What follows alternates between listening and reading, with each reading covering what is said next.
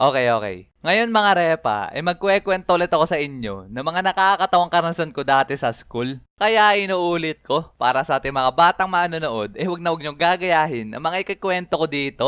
Kung ayaw nyo mapagalitan kayo ng mga magulang nyo. Kasi pawang mga eksperto lang ang mga nakakagawa neto. Bago ko simulan na kwento sa inyo mga repa, ang ating unang istorya, pasintabi muna ako sa mga kumakain dyan. Kasi itong unang ikikwento ko sa inyo ngayon ay isa sa nakakatawa, hindi malilimutan at napakabahong experience ko dati sa school. At nangyari to mga repa nung first subject namin nung umaga. Uy Rio, pengi 10 piso para sa class fund. Anong 10? Ang aga pa, mamaya na lang recess. Hala, mamaya ka na ng mamaya tapos hindi ka na naman magbabayad. Mamaya na lang, wala pa nga akong barya. Good morning mga boyu! Uy pre, naandyan ka na pala. Uy guys, naandyan na si ma'am. At pagkatapos nun, nagsimula na kami ng klase. Tapos maya-maya ay may biglang sumilip na lalaki dun sa backdoor ng room namin. Nasa likod pa naman kami ng mga tropa ko nakaupo nun. Kaya kami mga nasa likod ang una nakakita sa kanya. Sa tingin ko si Kuya construction worker dun sa ginagawang building sa school namin nun. At pagkatapos nun, tinawag niya yung teacher namin at nagtanong kung pwede daw makigamit ng CR dun sa room namin. Pumayag naman si ma'am tapos diretso balik sa pagtuturo. Noong mga panahon pa naman na yun, nakaupo kami ng mga tropa ko malapit sa CR. Tapos makalipas ang ilang minuto, habang mapayapa kami nakikinig sa klase, may bigla akong narinig na tumunog sa CR. Kala ko nung una iniingkanto lang ako lang nakarinig nun. Kaya napatingin ako sa mga tropa ko kung narinig din ba nila yon.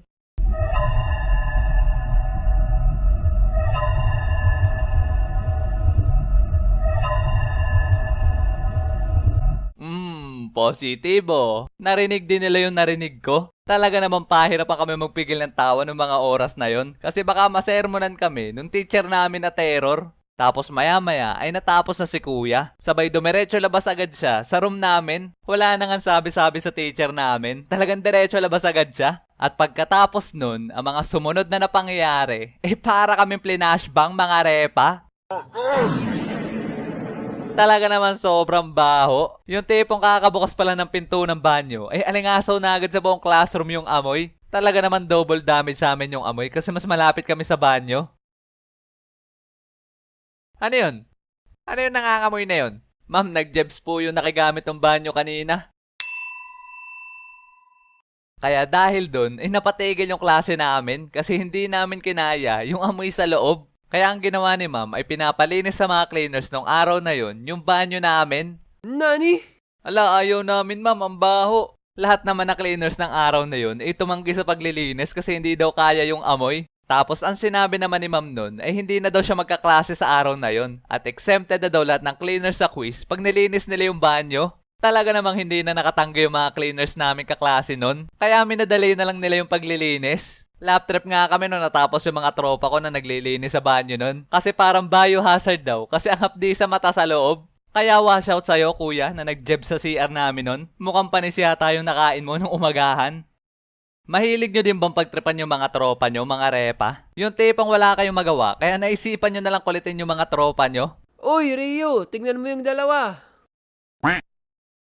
Tingnan mo naman yung itsura nung dalawa. Mga seryoso mga itsura niya na.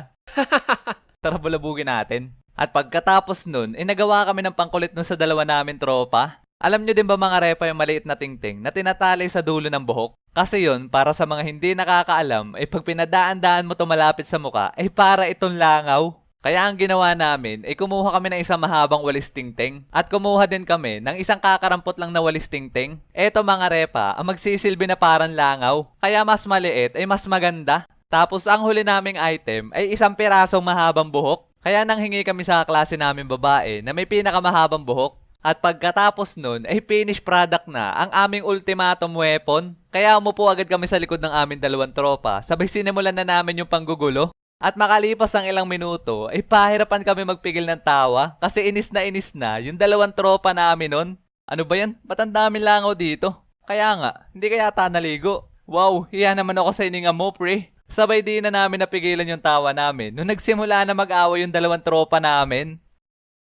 Eto naman sunod na nakakatawang ikikwento ko sa inyo mga repa, ay nangyari dun sa hagdan ng school namin. Nangyari to nung papunta kaming kantin ng mga tropa ko. Wala kasi kaming klase nun kaya naisipan na lang namin na tumambay na lang sa kantin. Mga chong, tara na kaya tumambay sa kantin at mag food trip. Sige tara, doon na lang tayo. Nasa third floor yung room namin nun. Tapos nung pababa na kami ng hagdan, eh biglang may naisip na kalokohan yung isa kong tropa. Uy, lagyan ko kaya ng laway itong hawakan ng hagdan para pag may maglalakad dito sa hagdan at humawak dito ay mahahawakan nila yung laway ko. Piyadong iyak ang makakahawak dyan. Sabay nilagay na ng tropa ko yung patibong niya dun sa may hawakan ng hagdan. At pagkatapos nun ay dumiretso na kaming kantin sabay nag-food trip. Napatagal pa nga yung tambay namin dun. Tapos nung pabalik na kami ay nakalimutan na namin yung ginawa ng isa kong tropa dun sa may hagdan. Kahit nga siya ay nalimutan na rin yung ginawa niya. Kaya anong nangyari, nung naado na kami sa may part ng hagdan na dinaraan niya, ay siya din yung napahawak sa sariling laway niya. Holy sweat! Oh, hindi! Talaga naman lap trip kami noong mga oras na yon.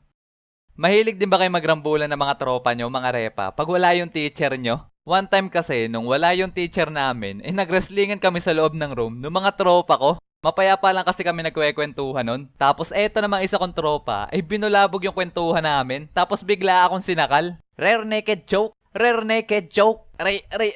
At syempre, hindi tayo magpapatalo. Kaya gumanti din ako. Hanggang maya-maya ay nakisali na rin sa wrestling namin yung iba ko pang tropa. Talaga naman nag-Royal Rumble kami sa likod ng room nun. Dati kasi, ay mahilig kami manood ng wrestling ng mga tropa ko. Kaya minsan, pag naglalaro kami, ay ginagaya namin yung mga the moves na napapanood namin doon. Tapos makalipas ng ilang minuto na pagbabaldahan, ay may hindi inaasahan na pangyayari. Kasi yung isa kong tropa, ay napalakas ata yung tulak niya dun sa isa ko pang tropa. Kaya ang nangyari, ay tumama na malakas yung isa kong tropa dun sa may dingding. Talaga naman napatigil kami ng ilang segundo nun. Sabay nagtinginan sa isa't isa. Kasi alam namin na nabutas yung dingding. Kasi may narinig kami na malakas na crack. Kahoy lang kasi yung dingding ng room namin nun. Kaya buti na lang at puwet lang ng tropa ko yung tumama sa dingding, hindi yung ulo niya. Talaga naman nagkaroon ng butas sa dingding namin. Nakahulma ng puwet ng tropa ko. At pagkatapos nun, ay pumunta dun sa room namin yung teacher sa kabilang section. Anong nangyayari dito? Ba't ang iingay nyo? At ba't may malakas na lumagabog dito? Ma'am, si Nario po, nagbabaldahan sa likod tapos nabutas nila yung dingding. Ano? Sino naman ang pasimuno sa inyo na magbaldahan kayo dito sa room? Si Bidanggol po, ma'am. Talaga naman na sermonan kami ng malala nun, sabay pinagbayad kami lahat para sa pampagawa ng dingding. So yun muna mga ERP, sana nagustuhan nyo ang ating kwento. At maraming salamat din nga pala kay Boss Jen at pumayag siya makipag